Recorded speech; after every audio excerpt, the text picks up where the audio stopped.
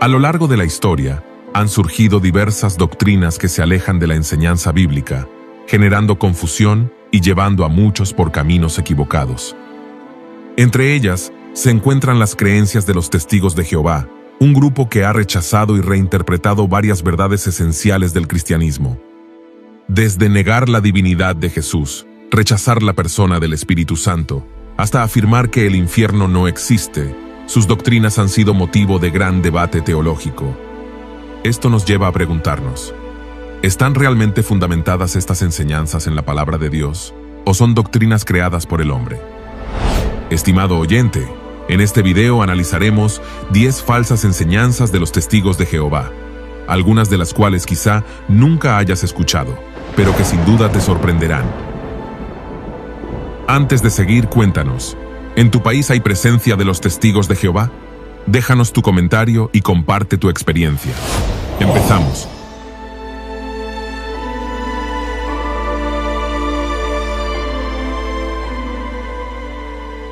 En los últimos siglos, hemos visto el auge de muchas sectas que se presentan como cristianismo, pero que en realidad ocultan algo mucho más oscuro: herejías, manipulación y doctrinas que distorsionan la verdad de la palabra de Dios.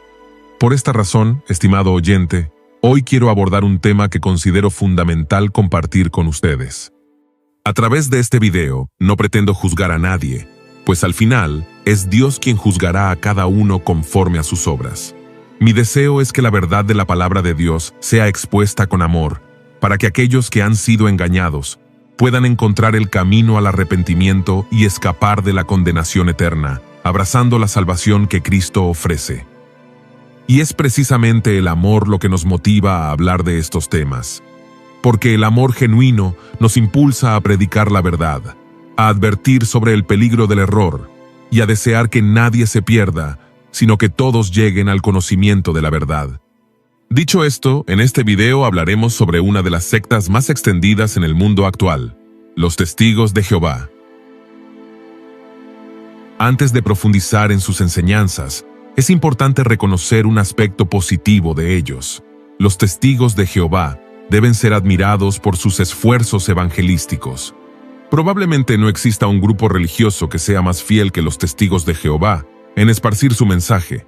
Desafortunadamente, el mensaje está lleno de decepcionantes distorsiones y falsa doctrina. Oramos para que Dios abra los ojos de los Testigos de Jehová y les revele la verdad del Evangelio, para que puedan conocer y abrazar la salvación que solo se encuentra en Jesucristo. Ahora bien, los Testigos de Jehová son una secta o grupo religioso que empezó en los Estados Unidos en el año 1870. Se reúnen en edificios que ellos llaman Salón del Reino de los Testigos de Jehová y promueven doctrinas que atentan contra la enseñanza bíblica sobre el Padre, el Hijo y el Espíritu Santo, entre otras. El fundador de los Testigos de Jehová fue Charles Taze Russell, nacido y fallecido en los Estados Unidos. A la edad de 18 años, comenzó a estudiar la Biblia, pero llegó a la conclusión de que solo podía interpretarse correctamente a través de sus propias enseñanzas. Russell tuvo serias dificultades para aceptar doctrinas fundamentales de la fe cristiana, como la existencia del infierno eterno y la divinidad de Cristo. Estas creencias lo llevaron a desarrollar una interpretación distorsionada de las Escrituras, sentando las bases de lo que más tarde se convertiría en la organización de los Testigos de Jehová. Para justificar sus creencias, los Testigos de Jehová han creado su propia versión alterada de la Biblia. Ellos creen que todas las versiones de la Biblia que los cristianos tenemos corrompieron su contenido. Es por eso que hicieron su propia traducción de la Biblia, conocida como la Traducción del Nuevo Mundo de las Santas Escrituras. Sin embargo, los supuestos traductores de esta versión han alterado muchos versículos, hasta el punto de que cambian el significado original del mensaje de la Biblia sobre doctrinas de primer orden. A continuación, te presentamos 10 doctrinas erróneas de los Testigos de Jehová. Número 1. Niegan la divinidad de Jesucristo. Los Testigos de Jehová enseñan que Jesús fue creado por Jehová antes de la existencia del mundo físico y que, antes de venir a la tierra, Jesús fue el arcángel Miguel. Lo consideran un ser poderoso, pero no todopoderoso, y lo describen como un Dios menor en lugar de reconocer su divinidad plena. Por ejemplo, al inicio del Evangelio de Juan, vemos una frase muy importante sobre la divinidad de Jesús. Leamos en Juan capítulo 1, versículo 1. En el principio era el Verbo, y el Verbo era con Dios, y el Verbo era Dios. Pero la versión errónea de la traducción del Nuevo Mundo de las Santas Escrituras traduce este pasaje de la siguiente manera. En el principio la palabra existía, a la palabra estaba con Dios, y la palabra era un Dios. Al leer esta traducción, se puede notar cómo altera el significado de una doctrina fundamental, la divinidad de Cristo, reduciéndolo a un Dios menor. Esta enseñanza, promovida por los testigos de Jehová, contradice la clara evidencia bíblica de que Jesús es Dios y que su existencia es eterna. Aunque los testigos de Jehová rechazan estas verdades, la Biblia las respalda de manera contundente. Es innegable que el Nuevo Testamento está repleto de referencias que afirman la divinidad de Cristo. Desde los 4 evangelios canónicos hasta el libro de los Hechos y las epístolas paulinas, Jesús no solo es presentado como el Mesías o Cristo, sino que también es identificado y comparado con Dios mismo. El apóstol Pablo se refiere a la divinidad de Cristo cuando él llama a Jesús nuestro gran Dios y Salvador. Leamos en Tito capítulo 2, versículo 13. Mientras aguardamos la bendita esperanza, es decir, la gloriosa venida de nuestro gran Dios y Salvador Jesucristo. En Filipenses capítulo 2, versículos 5 al 7, también dice que Jesús existió en forma de Dios antes de su encarnación. Notemos lo que dice el relato bíblico. Tengan la misma actitud que tuvo Cristo Jesús. Aunque era Dios, no consideró que el ser igual a Dios fuera algo a lo cual aferrarse. En cambio, renunció a sus privilegios divinos, adoptó la humilde posición de un esclavo y nació como un ser humano, cuando apareció en forma de hombre. En Hebreos capítulo 1, versículo 8, Dios el Padre dice con respecto a Jesús: Tu trono, oh Dios, por el siglo del siglo.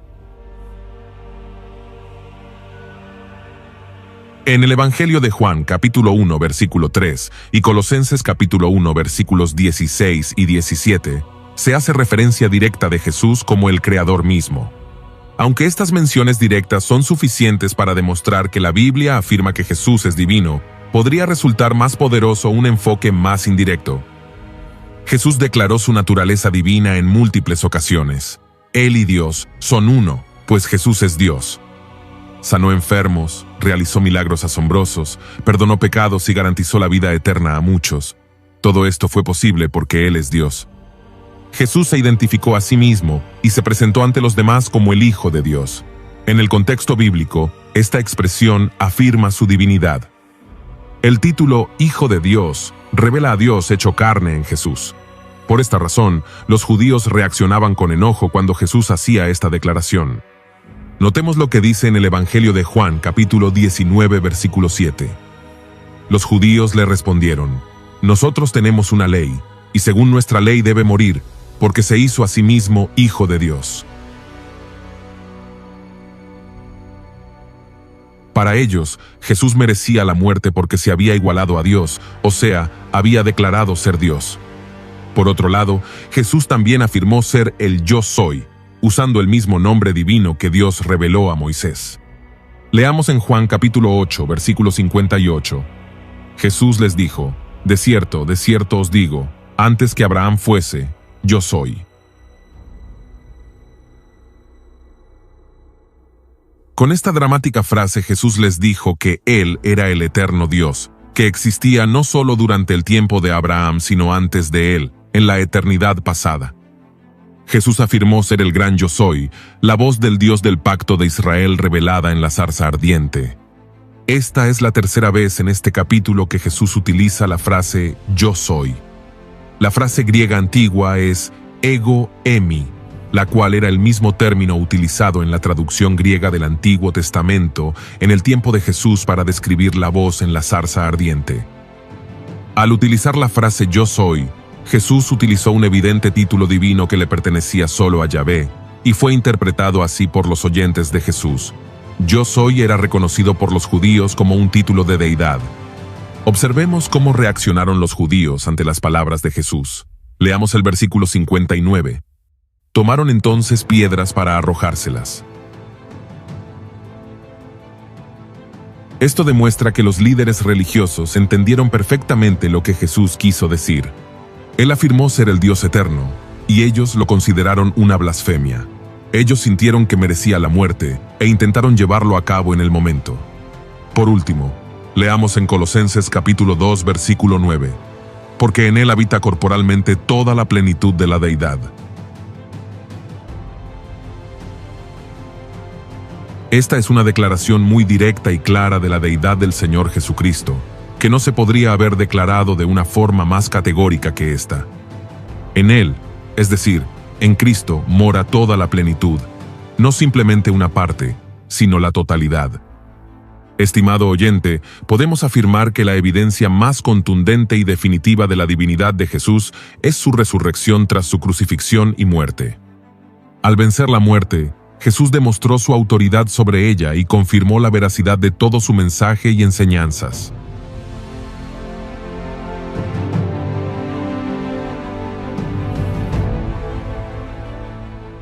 Número 2. Niegan la personalidad del Espíritu Santo. Los testigos de Jehová tienen una visión del Espíritu Santo que difiere radicalmente de la enseñanza cristiana tradicional.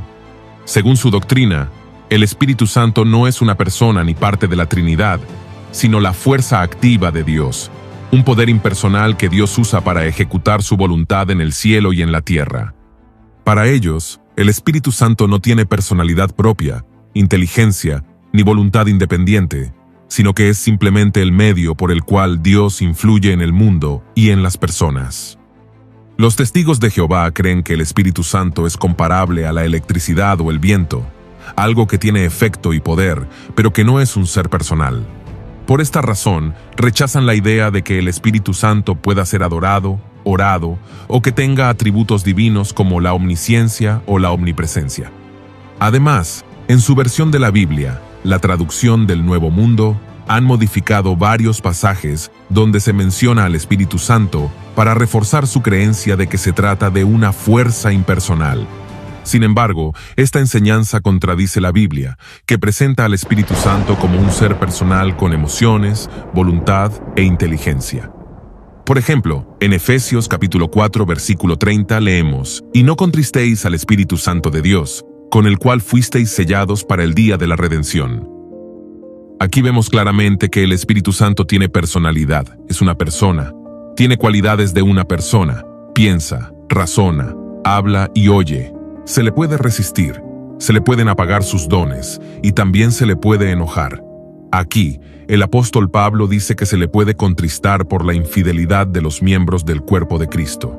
Spurgeon dijo: «El dolor del Espíritu Santo no es de naturaleza insignificante ni hipersensible. Se entristece con nosotros principalmente por nuestro propio bien, porque sabe la miseria que nos costará el pecado. Lee nuestros dolores en nuestros pecados. Se entristece por nosotros porque ve en cuánto castigo incurrimos y cuánta comunión perdemos». Ahora bien, otro ejemplo se encuentra también en Hechos, capítulo 5, versículos 3 y 4. «Y dijo Pedro: Ananías, ¿por qué llenó Satanás tu corazón para que mintieses al Espíritu Santo y sustrajeses del precio de la heredad? Reteniéndola, ¿no se te quedaba a ti? Y vendida, ¿no estaba en tu poder? ¿Por qué pusiste esto en tu corazón? No has mentido a los hombres, sino a Dios». Pedro no acusó a Ananías de mentirle a la iglesia ni a los apóstoles, sino al Espíritu Santo mismo. Dicen los testigos de Jehová que el Espíritu Santo no es Dios, sino una fuerza, como la electricidad. Pero Ananías mintió al Espíritu Santo, y no es posible mentir a la electricidad. Ahora bien, como venimos considerando, en el versículo 3, Pedro le acusa a Ananías de mentir al Espíritu Santo, y en el versículo 4 dice que ha mentido a Dios. La conclusión lógica que se desprende de estos versículos es que el Espíritu Santo es Dios. Por lo tanto, Pedro claramente creía que el Espíritu Santo era una persona, porque solo se puede mentir a una persona. También creía que el Espíritu Santo es Dios.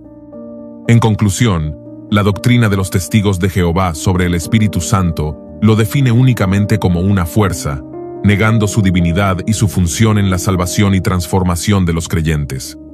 Esta creencia se aparta de la enseñanza bíblica y del cristianismo histórico, que siempre ha reconocido al Espíritu Santo como la tercera persona de la Trinidad, plenamente Dios y operando activamente en la vida de los creyentes. Número 3. Niegan la existencia del infierno. Los testigos de Jehová rechazan completamente la doctrina del infierno como un lugar de tormento eterno para los impíos. Según su enseñanza, el infierno no es un sitio de sufrimiento consciente, sino simplemente la tumba, el estado de inexistencia tras la muerte. Creen que las almas de los muertos dejan de existir y no experimentan ninguna forma de castigo o conciencia. Para justificar esta creencia, interpretan palabras bíblicas como Sheol en hebreo y Hades en griego, como simples referencias a la tumba común de la humanidad, y citan pasajes como Eclesiastés capítulo 9 versículo 5, porque los que viven saben que han de morir, pero los muertos nada saben, argumentando que esto indica un estado de inconsciencia total. Además, utilizan Romanos capítulo 6 versículo 23 para afirmar que la paga del pecado es la muerte, no el tormento eterno. También creen que la idea de un castigo eterno contradice el amor y la justicia de Dios, por lo que interpretan el lago de fuego de Apocalipsis, capítulo 20, versículo 10, como un símbolo de destrucción total y no de un sufrimiento consciente. Sin embargo, la enseñanza bíblica contradice esta doctrina, ya que durante su ministerio, Jesús enfatizó la terrible realidad del infierno más que cualquier otro tema. Lo hizo porque quería que tuviéramos plena conciencia de la existencia de este lugar espantoso. La Biblia lo describe como un sitio donde el fuego nunca se apaga, un lugar de tinieblas densas, semejante a un horno ardiente, un espacio de tormento constante, un lago de fuego y azufre donde no hay descanso para sus habitantes, y un destino eterno apartado de la presencia de Dios. En conclusión, la mayor tragedia que puede sufrir un ser humano es ser condenado para siempre en el infierno. Hay mucha gente hoy en día que no cree en la enseñanza bíblica del castigo eterno, e incluso aquellos que sí creen en ella, muchas veces lo consideran un concepto irreal y remoto. Sin embargo, es una parte muy importante de la fe cristiana por varias razones. Es importante porque Jesús enseñó acerca del infierno más que todos los otros autores bíblicos juntos. Jesús habla de fuego eterno y castigo, como la morada final de los ángeles y los seres humanos que han rechazado a Dios. Él dice que los que ceden ante el pecado estarán en peligro del fuego del infierno. La palabra que Jesús usa para infierno es Gehenna, un valle en el que montones de basura eran quemados diariamente, así como los cadáveres de los que no tenían familias que los enterraran. En Marcos capítulo 9, versículo 43, Jesús advierte sobre aquellos que serán arrojados al infierno Gehenna, donde el gusano de ellos no muere y el fuego nunca se apaga. Aquí, Jesús hace referencia a los gusanos que consumen los cadáveres en los montones de basura, los cuales, al terminar la carne, finalmente mueren. Sin embargo, Jesús enfatiza que en el infierno, la descomposición espiritual nunca cesa, razón por la cual el gusano de ellos no muere, indicando un sufrimiento continuo y sin fin. En Mateo capítulo 10 versículo 28, Jesús dice: «Y no temáis a los que matan el cuerpo, mas el alma no pueden matar. Temed más bien a aquel que puede destruir el alma y el cuerpo en el infierno». Jesús se dirigía a sus discípulos, algunos de los cuales eventualmente serían torturados, aserrados por la mitad, desollados y quemados vivos.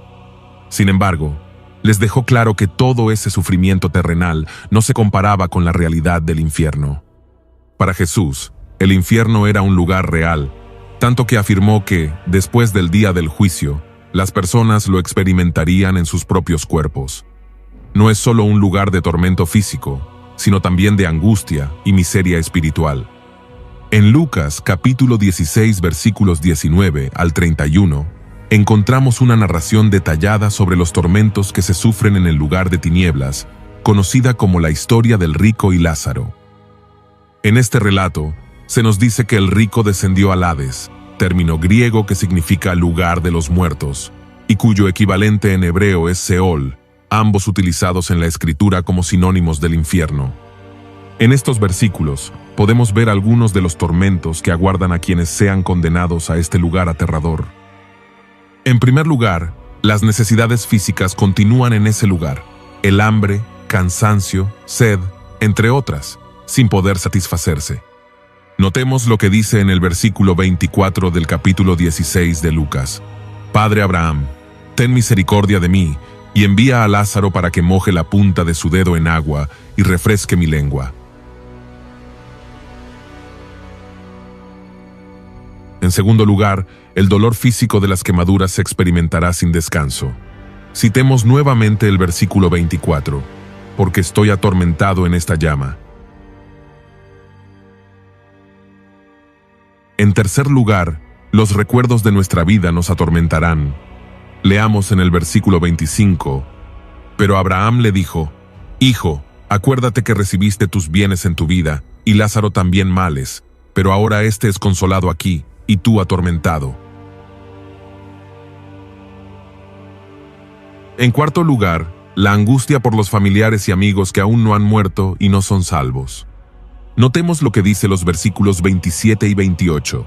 Entonces le dijo: Te ruego pues, Padre, que le envíes a la casa de mi padre, porque tengo 5 hermanos, para que les testifique, a fin de que no vengan ellos también a este lugar de tormento. En quinto lugar, la angustiante sensación de haber fallado, al comprender que durante la vida se tuvo la oportunidad de obedecer la palabra de Dios y evitar esta desgracia, pero no se hizo, y ahora ya es demasiado tarde. Citemos los 3 últimos versículos del capítulo 16 de Lucas. Y Abraham le dijo: A Moisés y a los profetas tienen, óiganlos. Él entonces dijo: No, padre Abraham, pero si alguno fuere a ellos de entre los muertos, se arrepentirán. Mas Abraham le dijo: Si no oyen a Moisés y a los profetas, tampoco se persuadirán aunque alguno se levantare de los muertos.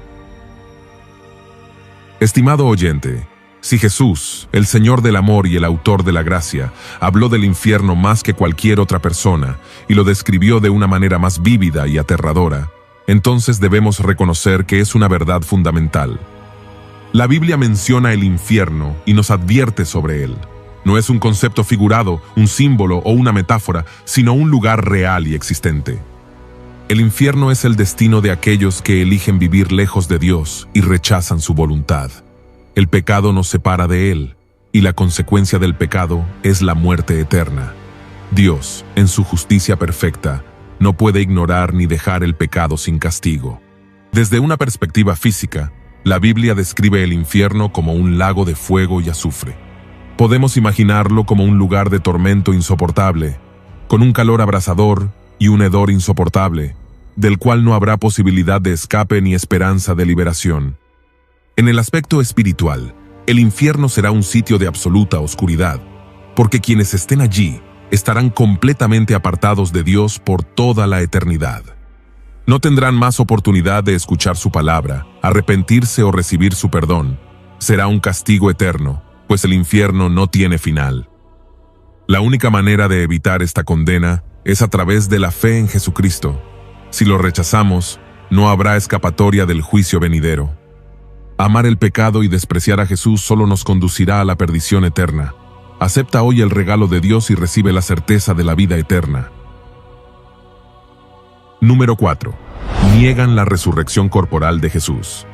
Los testigos de Jehová enseñan que Jesús no resucitó en un cuerpo físico, sino únicamente como un ser espiritual. Según su doctrina, Dios no restauró el cuerpo físico de Jesús, sino que lo hizo volver a la vida en una forma espiritual invisible. Argumentan que su cuerpo físico fue desechado de alguna manera, y que Jesús, después de la resurrección, solo tomó una apariencia humana temporal para mostrar su identidad a sus discípulos, y ahora solo existe como una criatura espiritual. Utilizan pasajes como 1 de Pedro, capítulo 3, verso 18, que dice: Porque también Cristo padeció una sola vez por los pecados, el justo por los injustos, para llevarnos a Dios, siendo a la verdad muerto en la carne, pero vivificado en espíritu.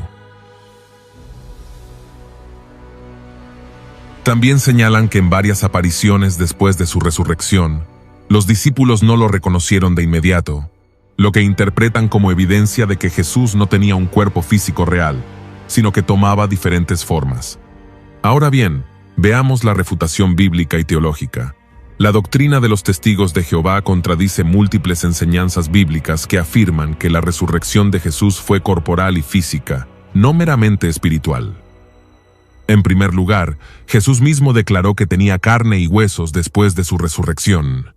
Leamos Lucas capítulo 24, verso 39. Mirad mis manos y mis pies, que yo mismo soy. Palpad y ved, porque un espíritu no tiene carne ni huesos, como veis que yo tengo. Jesús deja en claro que no es solo un espíritu. Él mismo invita a sus discípulos a tocarlo para confirmar que su resurrección fue física. En Lucas capítulo 24, versos 42 y 43 también dice: Entonces le dieron parte de un pez asado y un panal de miel, y él lo tomó y comió delante de ellos. Un espíritu no necesita comer. Jesús, con su cuerpo resucitado, come físicamente delante de sus discípulos, demostrando que tiene un cuerpo real. En segundo lugar, Jesús invitó a Tomás a tocar sus heridas. En el Evangelio Juan capítulo 20, verso 27 leemos: Luego dijo a Tomás: Pon aquí tu dedo, y mira mis manos, y acerca tu mano, y métela en mi costado, y no seas incrédulo, sino creyente. Si Jesús hubiera resucitado solo como espíritu, este acto no tendría sentido. Jesús mantiene las marcas de la crucifixión, lo que demuestra la continuidad de su cuerpo físico. En tercer lugar, Jesús predijo su resurrección física. En Juan capítulo 2, versos 19 al 21 dice: Respondió Jesús y les dijo: Destruid este templo, y en 3 días lo levantaré. Dijeron luego los judíos: En 46 años fue edificado este templo, ¿y tú en 3 días lo levantarás? Mas él hablaba del templo de su cuerpo. Jesús afirmó que su propio cuerpo resucitaría. Si solo hubiera resucitado espiritualmente, esta declaración sería engañosa.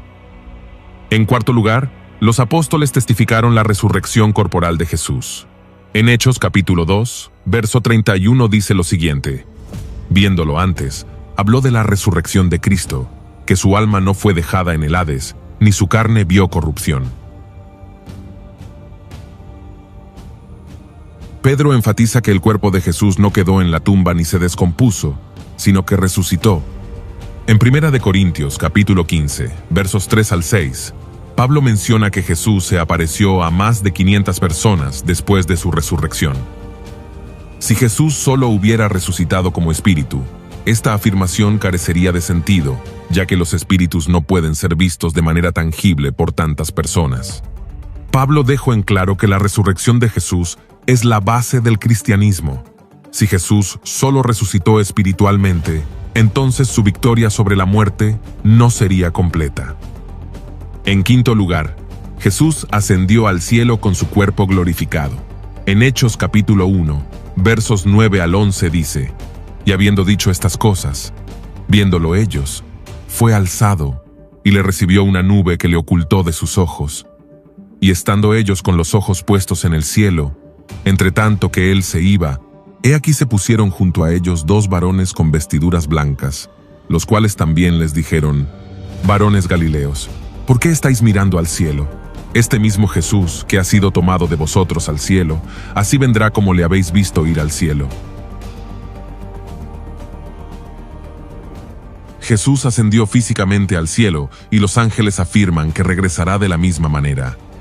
Por lo tanto, la enseñanza de los testigos de Jehová sobre la resurrección de Jesús es antibíblica y contradice la verdad revelada en las Escrituras. Número 5. Niegan la salvación por gracia mediante la fe. Los testigos de Jehová enseñan que la salvación no se obtiene solo por la fe en Cristo, sino que es necesario realizar buenas obras y demostrar lealtad a la organización de los testigos de Jehová para alcanzar la vida eterna. Según su doctrina, la salvación se obtiene a través de un proceso que implica conocer a Dios y a Jesús mediante el estudio de la Biblia, pero interpretada según la doctrina de la Sociedad Watchtower, asistir regularmente a sus reuniones y participar en la obra de predicación, ser bautizado como testigo de Jehová y obedecer estrictamente las normas establecidas por la organización. Los testigos de Jehová argumentan que la fe en Cristo es necesaria, pero insuficiente sin las obras. Para afirmar que las obras son esenciales para la salvación, usan versículos como Santiago capítulo 2, verso 24, que dice: «Vosotros veis, pues, que el hombre es justificado por las obras, y no solamente por la fe». También citan Mateo capítulo 24, verso 13. «Mas el que persevere hasta el fin, éste será salvo», para sostener que la salvación depende de la perseverancia en buenas obras y en la obediencia a su organización. Ahora bien, veamos la refutación bíblica y teológica. La enseñanza de los testigos de Jehová contradice la doctrina bíblica de la justificación por la fe y la salvación por gracia. La Biblia deja claro que la salvación no depende de nuestras obras, sino del sacrificio de Cristo y de la fe en Él. En primer lugar, la salvación es por gracia mediante la fe, no por obras. En Efesios capítulo 2, versos 8 y 9 leemos: «Porque por gracia sois salvos por medio de la fe, y esto no de vosotros, pues es don de Dios, no por obras, para que nadie se gloríe». Pablo enseña claramente que la salvación es un regalo de Dios, no algo que podemos ganar por nuestros méritos, aunque la obediencia es una manifestación de hemos sido salvos. En Romanos capítulo 3, verso 28 también dice: «Concluimos, pues, que el hombre es justificado por fe sin las obras de la ley». La justificación no depende de nuestras obras, sino de la fe en Cristo. En Tito capítulo 3, verso 5 dice: «Nos salvó, no por obras de justicia que nosotros hubiéramos hecho, sino por su misericordia». La salvación es un acto de misericordia de Dios, no una recompensa por nuestras acciones. En segundo lugar, la justificación es por fe, no por nuestra lealtad a una organización. Los testigos de Jehová enseñan que la salvación depende de la obediencia a su organización. Sin embargo, la Biblia no menciona que la salvación dependa de una institución humana. Jesús es el único camino a la salvación, no una estructura religiosa. Tercer lugar, Santiago capítulo 2, verso 24. No contradice la justificación por fe. Los testigos de Jehová usan este pasaje para argumentar que las obras son necesarias para la salvación. Sin embargo, cuando se estudia en su contexto, Santiago no está diciendo que las obras nos salvan, sino que las buenas obras son evidencia de una fe genuina. Notemos lo que dice en Santiago capítulo 2, verso 17. «Así también la fe, si no tiene obras, es muerta en sí misma».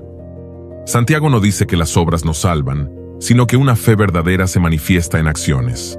Pablo y Santiago no se contradicen.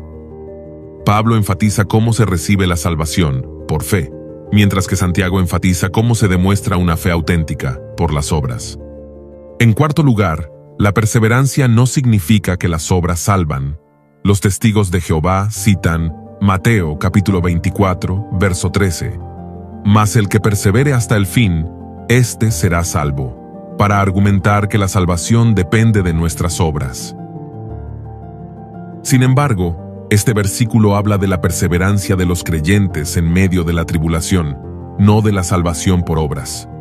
Por lo tanto, la salvación no se obtiene por buenas obras ni por la lealtad a una institución, sino por la fe en Cristo y su obra redentora en la cruz. Número 6. Aseguran que solo 144,000 irán al cielo. Los testigos de Jehová sostienen que solo 144,000 personas reinarán con Cristo en el cielo, mientras que el resto de los fieles vivirán eternamente en la tierra en un paraíso restaurado. Según ellos, esta élite celestial, conocida como la clase ungida, comenzó con los apóstoles y ha sido completada a lo largo de los siglos. Según su doctrina, los 144,000 gobernarán con Cristo desde el cielo, citando Apocalipsis capítulo 7, verso 4 y Apocalipsis capítulo 14, versos 1 al 3. El resto de los fieles, La gran muchedumbre no tienen esperanza celestial, sino que vivirán en un paraíso terrenal si son obedientes a Jehová y a su organización.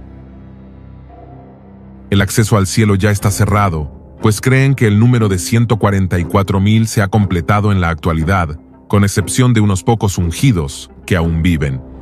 Ahora veamos la refutación bíblica y teológica. La doctrina de los 144,000 es una interpretación errónea de Apocalipsis y contradice la enseñanza general de la Biblia sobre la salvación y la vida eterna. En primer lugar, los 144,000 no representan el número total de los salvos en el cielo. En Apocalipsis capítulo 7, verso 4, menciona a los 144,000 sellados de todas las tribus de los hijos de Israel. La interpretación correcta de los 144,000 en Apocalipsis no se refiere a un número limitado de personas que irán al cielo, como enseñan los testigos de Jehová, sino a un grupo simbólico de judíos redimidos que desempeñarán un papel especial durante la tribulación. Este grupo representa a un Israel restaurado, cumpliendo su propósito divino como nación testigo, algo que no logró plenamente en el pasado. Son descritos como siervos sellados por Dios, asegurando su protección mientras llevan a cabo su misión. Esto no implica que sean los únicos que recibirán la vida celestial, ya que inmediatamente después se menciona a una gran multitud que también se encuentra ante el trono de Dios, lo que desmiente la idea de que solo 144,000 serán salvos en el cielo. El concepto de restringir la salvación celestial a un número específico de personas es una interpretación forzada que ignora el contexto profético y simbólico de Apocalipsis. La salvación y la vida eterna en la presencia de Dios no están limitadas a una élite, sino que se extienden a todos aquellos que han sido redimidos. En Apocalipsis capítulo 7, verso 9 dice: «Después de esto miré, y he aquí una gran multitud, la cual nadie podía contar, de todas naciones y tribus y pueblos y lenguas, que estaban delante del trono y en la presencia del Cordero, vestidos de ropas blancas y con palmas en las manos». Esto muestra que hay una multitud incontable de personas en la presencia de Dios, no solo 144,000. En segundo lugar, Jesús prometió el cielo a todos los creyentes, no solo a un grupo exclusivo. En el Evangelio Juan capítulo 14, versos 2 y 3 dice: «En la casa de mi Padre muchas moradas hay. Si así no fuera, yo os lo hubiera dicho. Voy pues a preparar lugar para vosotros.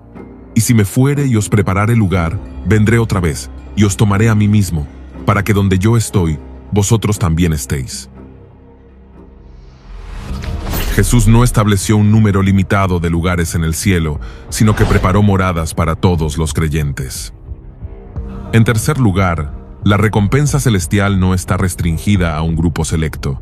En 2 de Corintios capítulo 5, verso 1 dice: «Porque sabemos que si nuestra morada terrestre, este tabernáculo, se deshiciere, tenemos de Dios un edificio, una casa no hecha de manos, eterna en los cielos».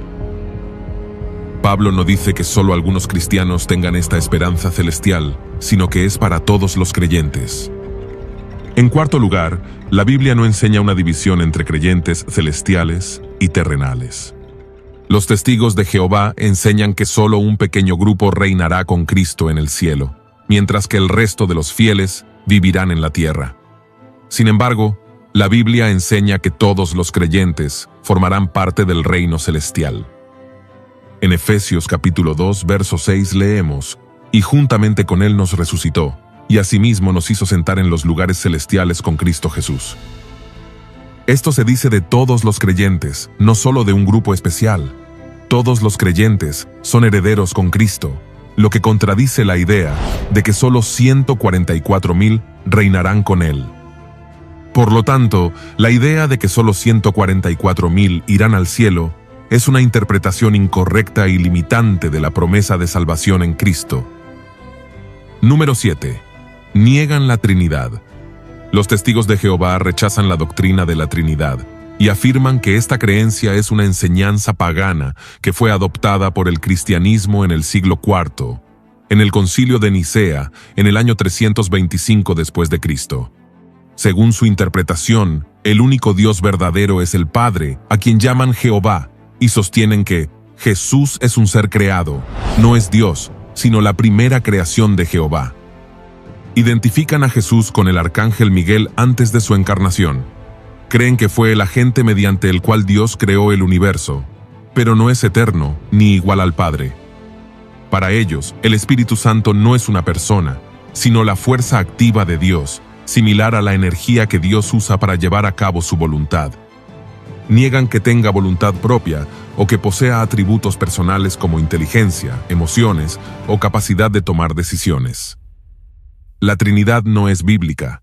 Argumentan que la palabra Trinidad no aparece en la Biblia y que la doctrina fue desarrollada con influencia de filosofías paganas griegas. Para ellos, el concepto de un Dios trino es una desviación de la verdadera adoración. Ahora bien, veamos la refutación bíblica y teológica. La doctrina de la Trinidad no fue inventada en el siglo IV, sino que surge de una correcta interpretación de la Biblia. Aunque la palabra Trinidad no aparece en el texto bíblico, la enseñanza de que Dios es uno en esencia, pero se manifiesta en tres personas distintas, está presente a lo largo de toda la Escritura. Desde el Antiguo Testamento, Dios se revela como único. Sin embargo, también se presentan evidencias de pluralidad en su ser. Por ejemplo, en la creación del hombre, Dios dice: «Hagamos al hombre a nuestra imagen y semejanza», lo que sugiere una pluralidad dentro de la divinidad. A pesar de que los testigos de Jehová afirman que Jesús es un ser creado, la Biblia muestra que posee atributos divinos. Jesús es eterno, se le llama el Alfa y la Omega, el principio y el fin, un título exclusivo de Dios. Recibe adoración. Mientras que los ángeles y los hombres justos rechazan la adoración, Jesús la acepta, lo que indica su divinidad. Tiene autoridad sobre la vida y la muerte, y perdona pecados, algo que solo Dios puede hacer. Ahora bien, contrario a la enseñanza de los testigos de Jehová, la Biblia presenta al Espíritu Santo como alguien con personalidad propia, no como una simple energía. Tiene intelecto, emociones y voluntad. Puede ser entristecido, blasfemado y resistido, lo cual sería imposible si solo fuera una fuerza impersonal. Enseña, guía y da testimonio, funciones propias de un ser personal. Si bien en el Antiguo Testamento la revelación de Dios es más enfocada en su unidad, en el Nuevo Testamento se hace más clara la distinción entre el Padre, el Hijo y el Espíritu Santo. En el bautismo de Jesús, por ejemplo, el Padre habla desde el cielo, el Hijo está siendo bautizado y el Espíritu desciende como paloma, mostrando una clara distinción entre las tres personas. Por tanto, la negación de la Trinidad por parte de los testigos de Jehová es resultado de una interpretación errónea de la Biblia. Aunque rechazan la doctrina argumentando que fue introducida en el siglo IV, la evidencia bíblica demuestra que desde los tiempos de Jesús y los apóstoles se enseñaba que Dios es uno en esencia, pero se manifiesta en tres personas distintas. Negar la Trinidad tiene serias implicaciones teológicas, ya que disminuye la divinidad de Cristo y del Espíritu Santo, y altera la naturaleza misma de Dios. Al entender la correcta enseñanza bíblica, se puede ver que la Trinidad no es una invención humana, sino una verdad revelada por Dios mismo. Número 8. Niegan la segunda venida visible de Cristo.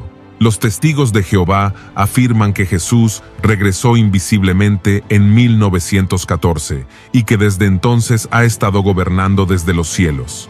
Creen que su venida no será física ni visible, sino únicamente espiritual. Según su doctrina, en 1914 Jesús comenzó a reinar de manera invisible y estableció su reino en los cielos, preparando la futura restauración de la tierra en un paraíso. Ahora bien, refutemos esta falsa doctrina. La Biblia enseña que la segunda venida de Cristo será literal, visible y gloriosa.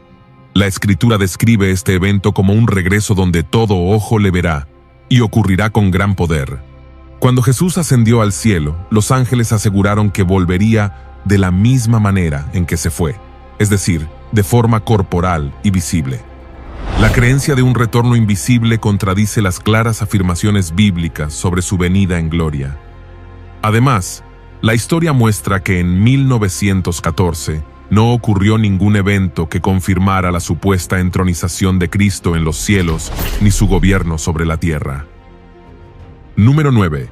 Enseñan que Jesús es un ser inferior a Dios. Los testigos de Jehová rechazan la divinidad de Cristo.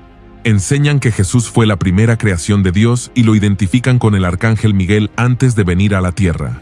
Consideran a Jesús como un ser poderoso, pero subordinado a Dios Padre, sin compartir su esencia divina. Para ellos, solo Jehová es Dios, y Jesús es su Hijo en un sentido de inferioridad, no de igualdad. La refutación bíblica. La Biblia presenta a Jesús como Dios mismo, con atributos, nombres y autoridad que solo Dios puede poseer. Se le describe como el creador de todas las cosas y como el único que puede perdonar pecados y juzgar al mundo, funciones exclusivas de Dios. También recibe adoración en varias ocasiones, algo que ningún ser creado debería aceptar. Si Jesús fuera solo un ser creado, no podría haber ofrecido una salvación perfecta, ya que solo Dios puede redimir completamente al ser humano. La enseñanza de que Jesús es un ser inferior distorsiona la identidad real de Cristo y su papel en la salvación. Número 10. Creen que su organización es el único medio para la salvación.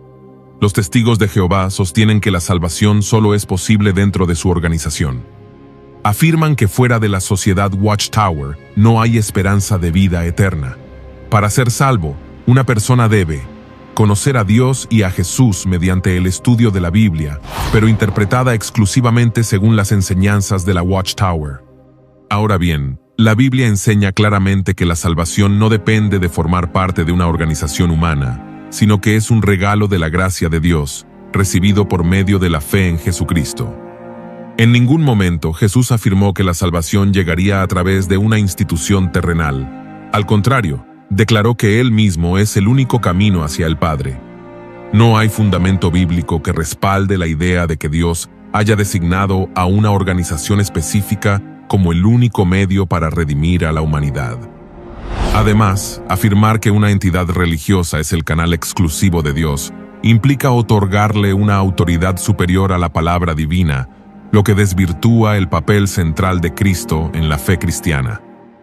La salvación no es un mérito alcanzado por la afiliación a un grupo, sino un regalo inmerecido que Dios ofrece a todos los que creen en su Hijo. Es fundamental recordar que la relación con Dios no depende de estructuras humanas, sino de una fe genuina en Cristo. Él llamó a las personas a seguirlo, no a adherirse a una institución específica. La verdadera esperanza y seguridad se encuentran en su amor y en su sacrificio redentor. Que cada persona busque en la Escritura con un corazón sincero la verdad de Dios, sabiendo que en Cristo hay libertad y vida eterna. Y así llegamos al final de este video. Esperamos sinceramente que la información compartida haya sido útil y enriquecedora para ustedes y que haya aportado algo valioso a su comprensión o interés sobre el tema tratado. Agradecemos mucho su tiempo y atención y nos encantaría que nos acompañaran en el próximo video. Nos vemos pronto. Dios te bendiga.